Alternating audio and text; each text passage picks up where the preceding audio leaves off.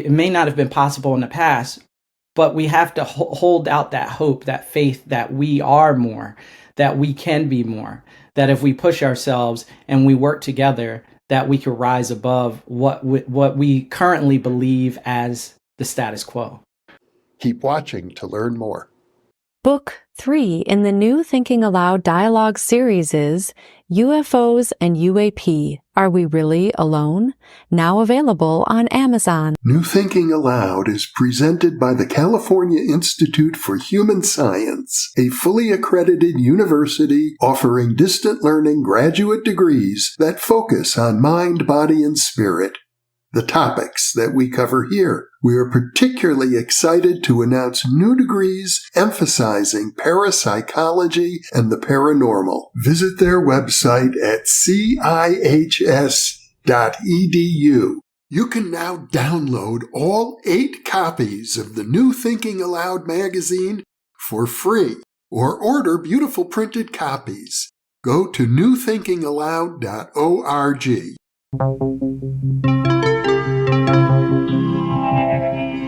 Thinking Aloud. Conversations on the leading edge of knowledge and discovery with psychologist Jeffrey Mishlove.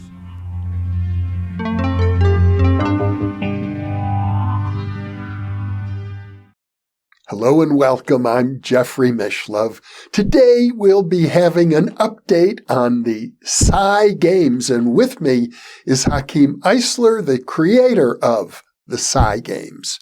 Hakim served as a sergeant in the Army's Psychological Operations Group, or PSYOP. He is a dedicated practitioner of remote viewing and mind sight, or extraocular vision. And ninjutsu. Hakim is a published author of 5 books.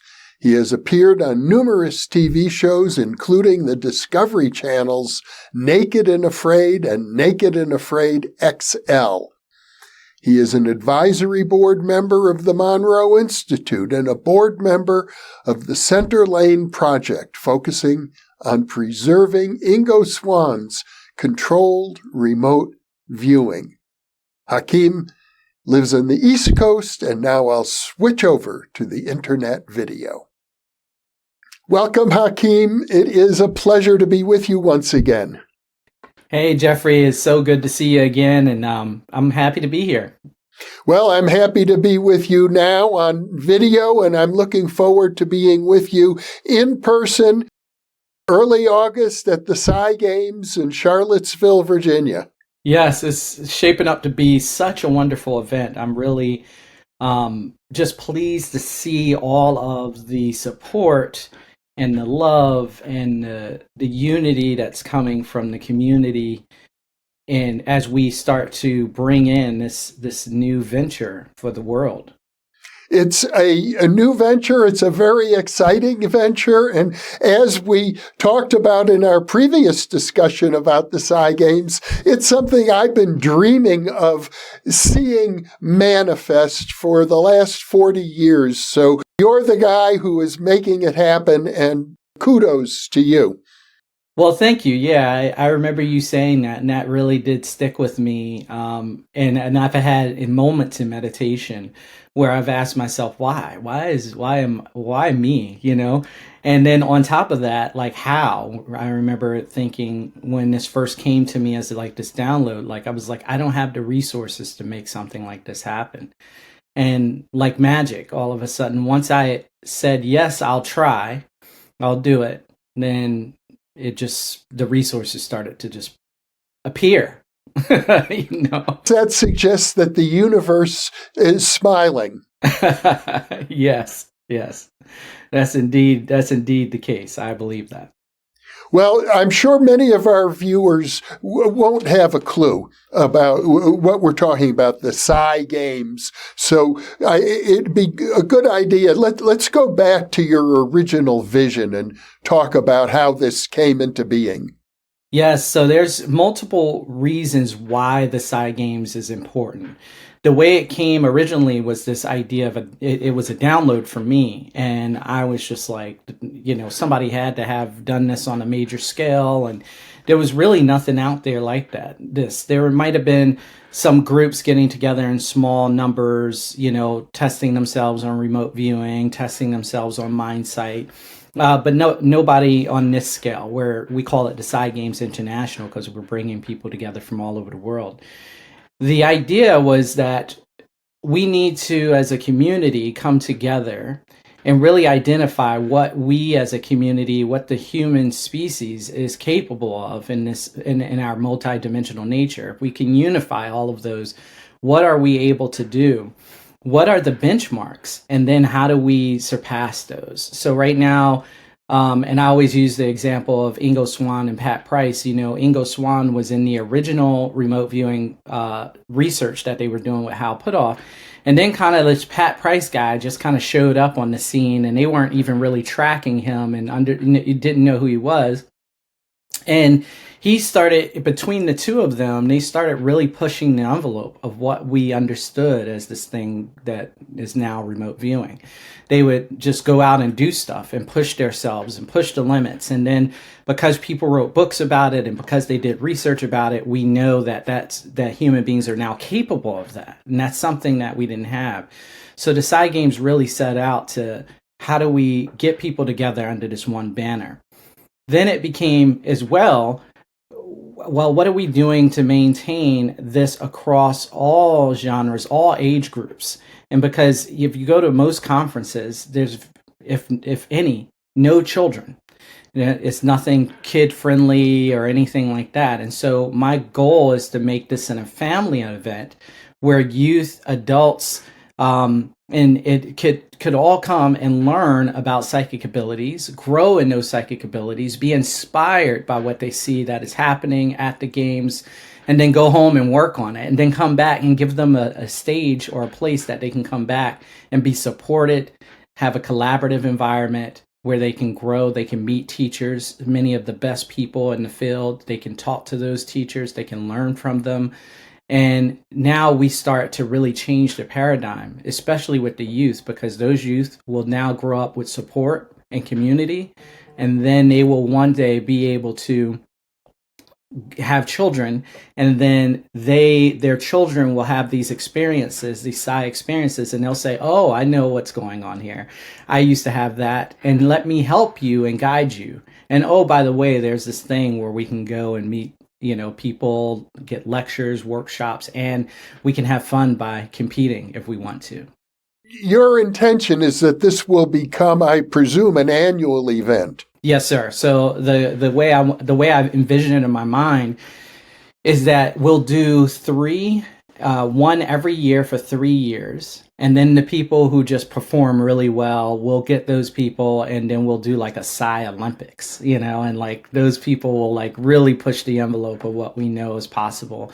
And then, we'll have a person who may get a trophy or win something, and then we'll go back to first, second, and third, 1 year, 2 years, 3 years of just opening it up to everybody.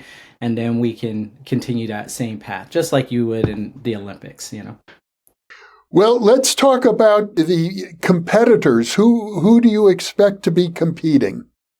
Well, right now we've opened it up to the public. So we have, because again, the goal is to, how do we find people who are out there just doing this on their own, and they're doing really well. So we open it up to them, say, hey, come on out, let's have fun with this, and let's unify under this idea of pushing the envelope.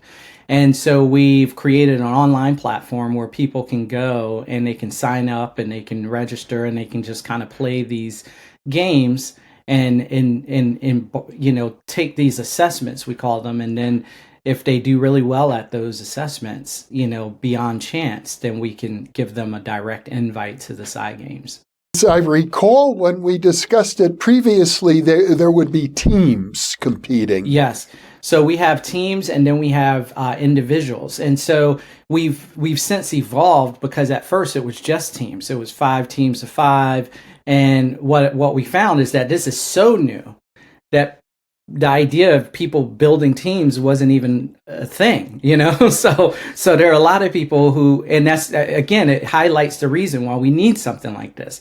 Many people are doing these things in isolation on their own. They might be a part of like an online community or something like that, but nobody's really developing these things to the level of building a group. There might be some groups out there helping assist with some financial forecasting and stuff like that, but they are all in one genre. So it'd just be remote viewing, but not a group that has people who can remote view, who can dowse, who can do mind sight, things of that nature. So we kind of had to back off a little bit and say, okay, well, we'll get one or two teams, which we have. It looks like Monroe is going to have a team, and this group Vision Without Eyes is going to have a team. But then we're also going to open it up to have individuals. And what we believe will happen is, as those individuals start to compete and come to the Psi Games, they'll meet other people who, they will vibe with, and they'll like-minded individuals, and then they'll say, hey, you know what, next year let's all band together and we'll just form this group and we'll come as a team. And so that's what we're hoping. We're going to change that paradigm as well. Now, earlier in our conversation, you referred to Ingo Swann and Pat Price, two of the star psychic participants at SRI International back in the 1970s when the remote viewing program began, and they set a very high standard. Ingo Swann, for example, used remote viewing to visit Jupiter in advance of a space probe that had been sent out, and he reported, to the amazement of astronomers at the time, that there were rings around Jupiter. It was unknown until I think it was the Voyager space probe discovered them. But Ingo Swann anticipated that, and as I recall, Pat Price on one occasion entered a secret government facility and was able to read entry codes to get into secret file cabinets using remote viewing. So those kinds of feats are very hard to replicate, I would think. You're right, exactly. And I think part of that too is that, when Roger Bannister, I believe is Roger Bannister, broke the 4-minute mile. Broke the 4-minute mile, right? We didn't even think that was possible. This guy comes out, he does it. When he did it, he was still considered an outlier. So people still weren't convinced that it could be done by everybody. It was just like, oh, this guy's a one-off, it still doesn't prove that, they justified it in their own ways. A couple years, I think it was like 10 years later, somebody else did it. They beat the 4-minute mile. And after that, it opened up the floodgates. Then you had several other people every year beating the time. And so what it took was, and if you think about Ingo being Bannister, Pat Price being the second guy, and then now you have a flood of different people. Once you start opening up the possibilities in human consciousness that these things are there, and you give people a community that makes them feel comfortable, and you collaborate with them, then I believe that we start opening up, the subconscious and the mind to the next level, the next phase.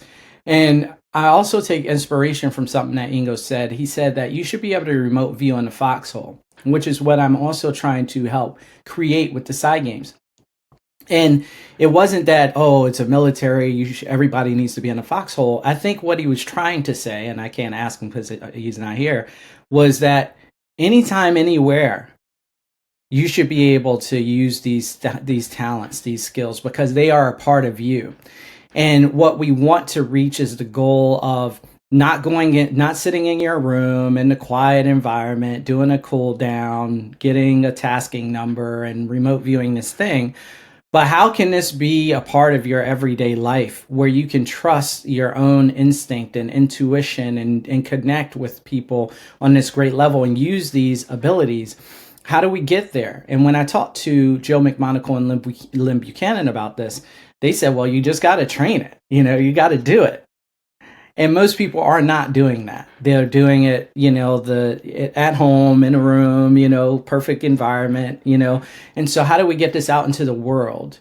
And the way you do that is you have to push the envelope. You have to create an event or something where people can come and they can push themselves, but not in a negative "I'm better than you" way, but in a more collaborative, community where we can have fun together. Because I think fun is also the key recipe. One parapsychologist warned you, as I recall, that ESP doesn't work very well in high stress environments. And you took on that challenge. Yeah. And I mean, the verdict is still out, but, I kind of feel like, well, if every time someone said I tried and it didn't work, so that means that it's not going to work, then we would be so far behind in so many fields, right? There was a time where the Earth or the sun revolved around the Earth, by mainstream science and understanding. There was a time that, there was no such, you could put leeches on a person to get certain viruses and illnesses out of that person. And that was mainstream knowledge, and everybody was on board with that. And at some point, someone has to come along and challenge that. I would rather it not be me, but it seems like in this particular case, the universe made it me. And now I've accepted it and I'm moving forward with it. And so, we have to keep pushing. We have to keep trying. We have to give people the opportunity to do this. And what we may find is that once we start doing that, people will break it. If that mainstream scientist was like the athletes who came to Roger Bannister and said, "No, yeah, you can't do faster than 4 minutes. I mean, I tried it. My friends tried it. Every athlete has tried it. Nobody can do it. It can't be done." Then we would never know that the 4-minute mile could be broken, because Roger Bannister would have just given up based on that person's word.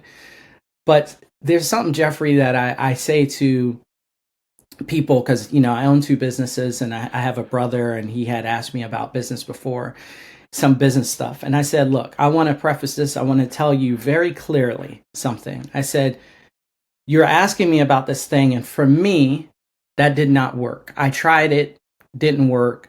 I've read several books, didn't work for those people. But what I need you to understand, Daniel, is that just because it didn't work for us doesn't mean that it's not your destiny. Doesn't mean that it's not for you to change it. And so walk with that and really, really use some discernment and think about that, because it may not work for you, but also you may be the person who changes the whole idea of what's possible. And we, as these people who believe in human potential, have to really, really show that belief sometimes. We have to say that it may not be possible today, and it may not have been possible in the past, but we have to hold out that hope, that faith that we are more, that we can be more, that if we push ourselves and we work together, that we could rise above what we currently believe as the status quo. Well, you're a very inspirational person, Hakim. On the other hand, I think there's plenty of evidence that psi works really well in high-stress situations. I can say that it has for me. Personally, I recall an instance in which people were threatening my life, as a matter of fact. And I've talked to many people who have been in the military and who have had life-saving psi experiences occur under life-threatening circumstances. Yes. And if I recall, at one point, you were even working on a project of maybe bringing some of that intuitive training to a group of individuals in some research thing you were thinking about doing. I think it was with the government or something. Well, at one time, here's what I imagine you're thinking about. I was president of a nonprofit organization. It doesn't really, it does exist. It's not active any longer, called the Intuition Network, but we were active for many years. And our goal was to create a world in which everybody felt encouraged and supported to cultivate their inner intuitive abilities. And from my point of view, you are carrying on that torch. Well, thank you so much. That's a a great torch to carry, especially with someone who, is just a beautiful soul like yourself, who's done so much for the field. I mean, you're an inspiration to me and so many other thousands of people. Well, it's about making sure that this information, which has been around for centuries, is more widely known. For so many years, this topic was considered esoteric, and I just looked up, what does esoteric mean? It means only for a few people, and it's always been the case that maybe 1% of the population has always had a deep interest in this field. So we have an ancient history of great scientists and philosophers exploring these ideas, but the masses of people have been, for the most part, caught up in conventional religion or conventional forms of materialism, and they haven't explored what used to be called the esoteric. But I think what's happening in our generation is that esoteric knowledge is becoming widespread. Yeah.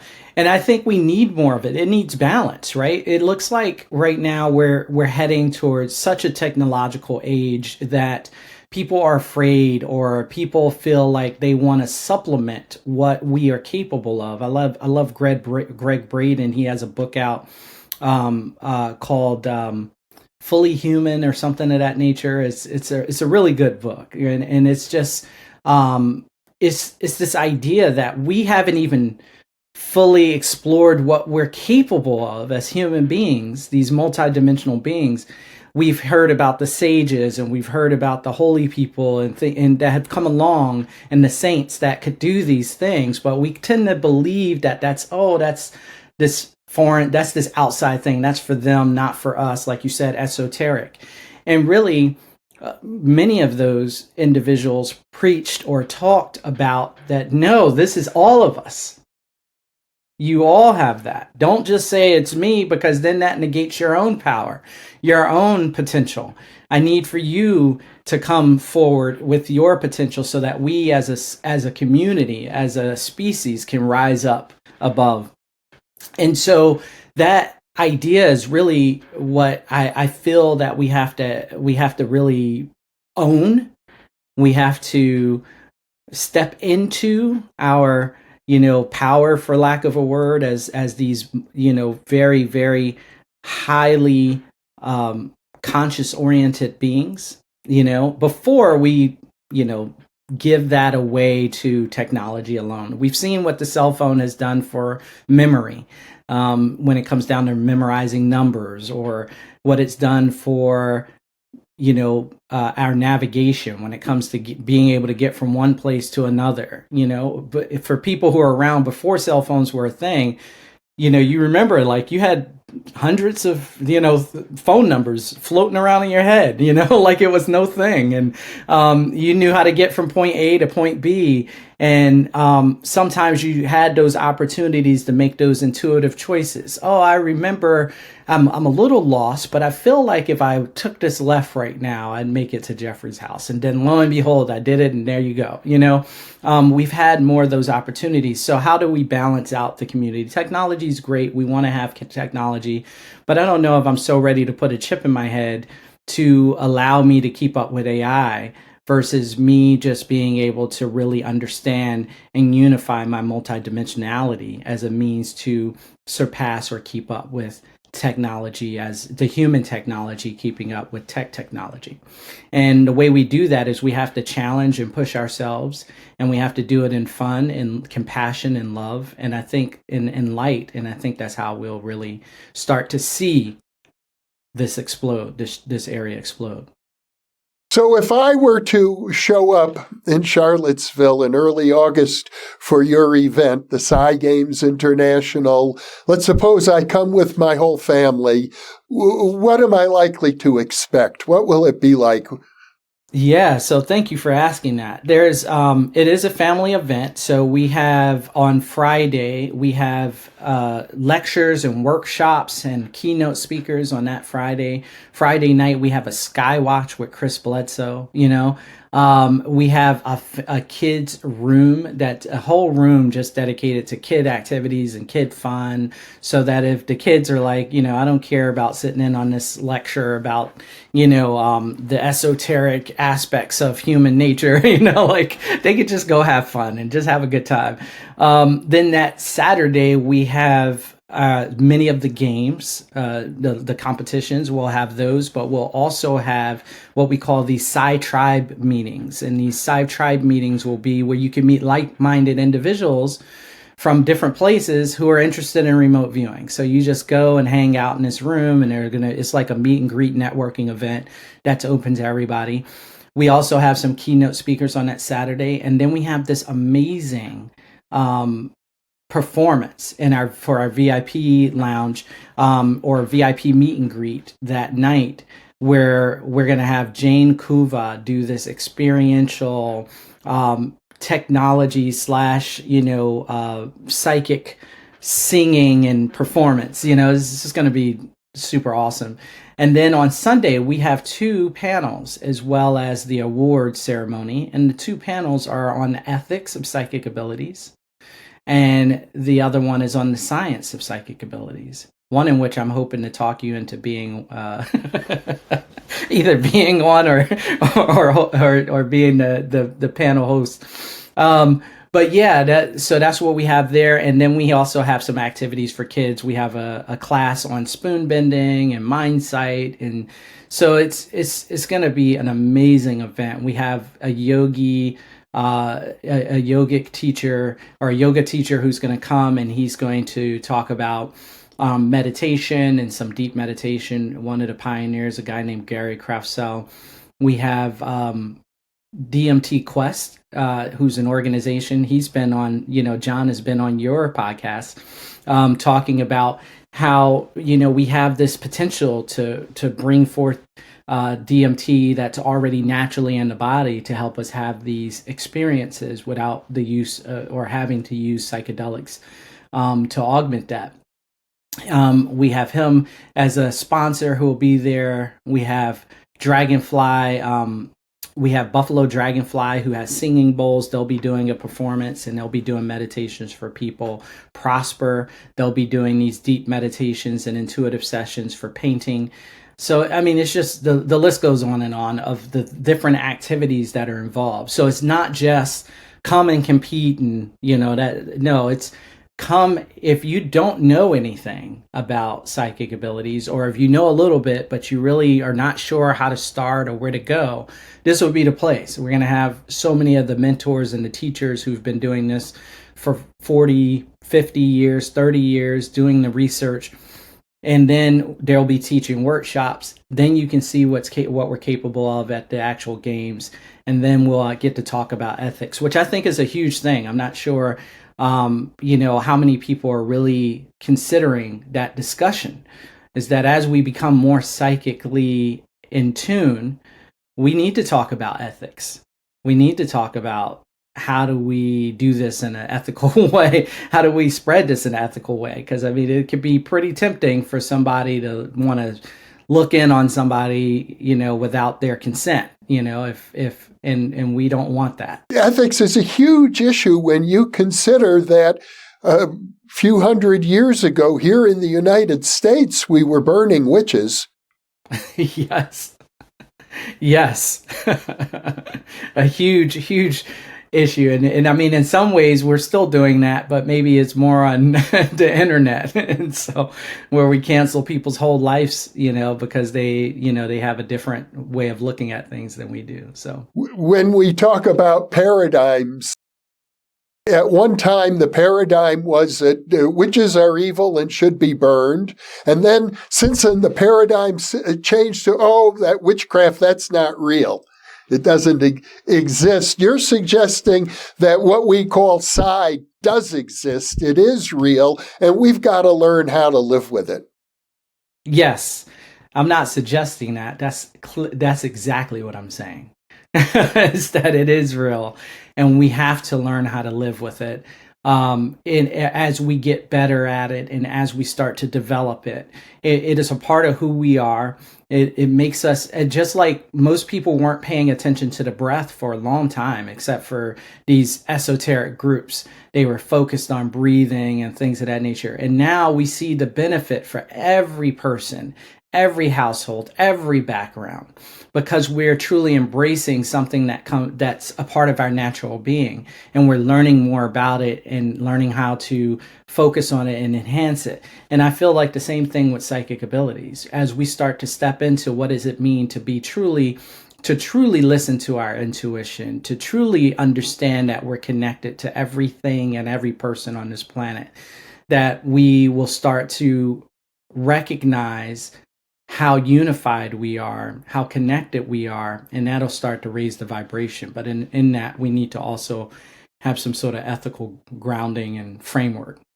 You know, I hear from viewers occasionally who say, how come you're not demonstrating psychic abilities on the New Thinking Aloud channel? Why are you just only talk? And I have to say to them, well, a demonstration would be meaningless on video because anything can be faked on video. It doesn't count. You should not be fooled by anything you see on video. It may be convincing to you emotionally, but from a scientific perspective, it's not very meaningful. But what you're doing with the Psi Games is having people demonstrate their abilities in a very regulated circumstance where you've taken a lot of precautions to avoid any sort of subterfuge or cheating. So for people who really want to see what it's like, this is an opportunity. Yes, yeah, it definitely is. It's definitely an opportunity. And you're right about that. I had someone challenge me on that recently. They were asking me about my credentials, and they were like, well, if you say you're a remote viewer, I don't see you online doing, remote viewings on YouTube. And I said, yeah, because that doesn't make me a remote viewer. I could fake that. I could fake all my certificates. I said, if you really want to know who I am, just go and ask my teachers. Either they're going to say I'm a bad guy or they're going to say I'm a good guy. And that's really what matters to me, not what your opinion is because I did some cool video. I want to have that personal connection. I'm also telling people who have fears and doubts about what the Psi game represents. They think that the Psi Games is a way for us to somehow steal children away so that we can identify who's the most psychic, so we can put them in some secret program somewhere. And my challenge to them is that, well, it's easier for whatever boogeyman out there to wisp away or steal away a person who's in isolation. So if you have someone who has this ability and they're in their small town or wherever, and they're doing this stuff, but nobody believes them. Nobody believes in them. There is no community around them. And then some person, maybe with some nefarious ideas, comes around and says, "Hey, I believe in you. Why don't you come with me?" Then that person's going to be pretty tempted to go because that's they have acceptance. So if we create a community around a person who has these abilities and of compassion and love, man, not only do they feel inspired to continue on, but if somebody tries to take them away, what better place to have than a bunch of loving psychics to say, where did Jeffrey go? let's figure out where he is, because he was here and now he's not. Nobody's heard from him. So I challenge those people too. Hey, don't sit behind the keyboard and tell me what our intentions are. Show up, see what our intentions are. If you have the love, show up, bring your love, the compassion, bring your compassion, but don't talk about it on the other side of a keyboard and think that that's really going to change the world. That's not doing anything for anybody. So come and see it, come be a part of it. If you don't believe it, come and see it for yourself. If you do believe it, come and see it and help us raise it up to the next level. We are engaged in a process of community building, as I am.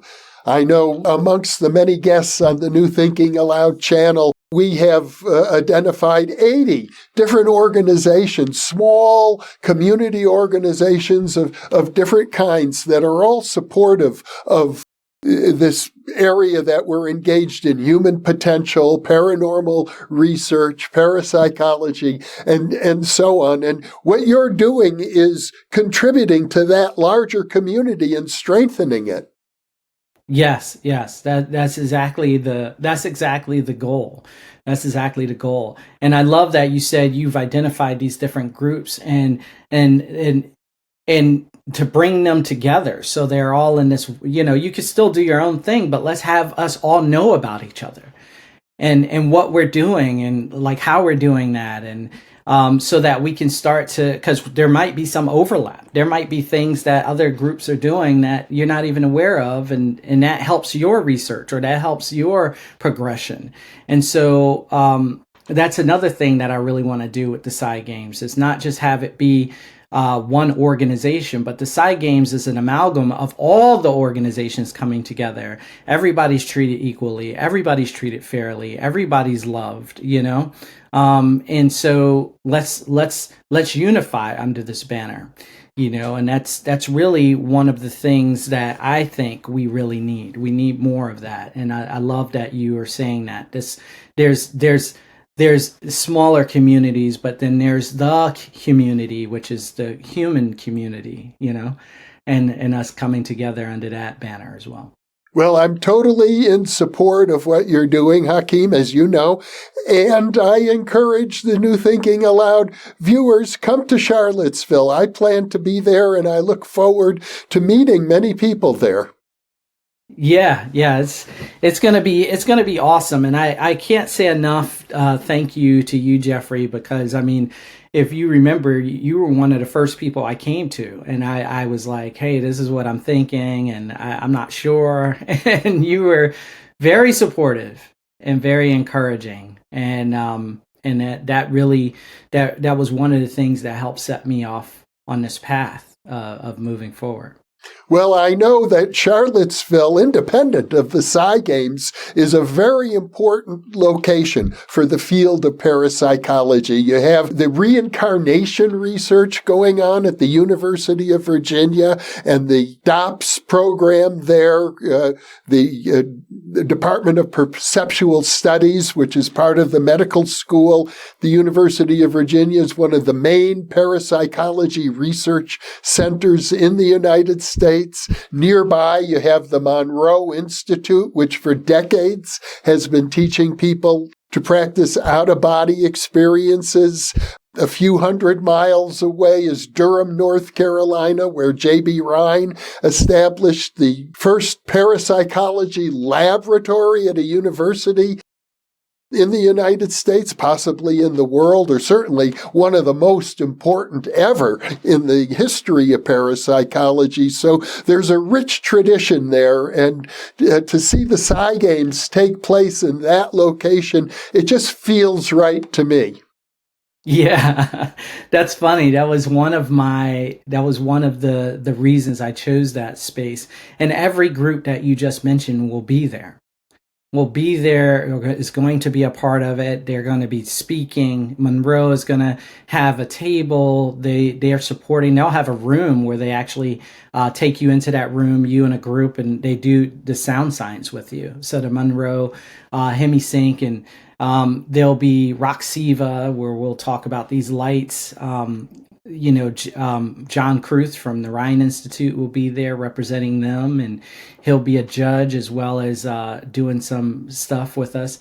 So, I mean, that's just it. You highlighted it. It's not only a very powerful place to be, but it's also, for the reasons for those groups. But those groups are all going to be a part of it, which is the goal, is to spread the message that we are unified. We are unified now. Now, today, more than ever, I think we have the connections. We are unified under the idea that we are more than our physical bodies, and that there's proof, and that we are standing on the precipice of awakening to a species-wide truth that we are more than our physical bodies, and that we can all unify under that. It's like we're here.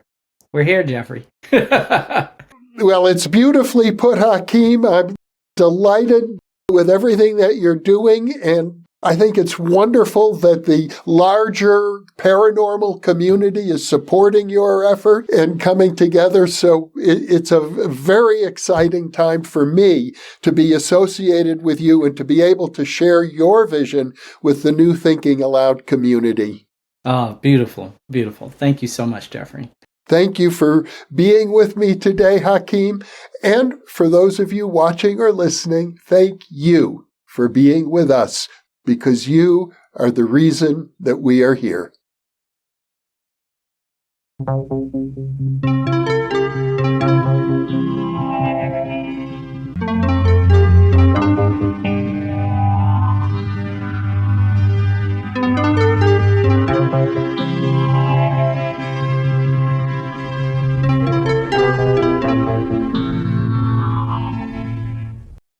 Book 3 in the new Thinking Aloud dialogue series is UFOs and UAP, Are We Really Alone?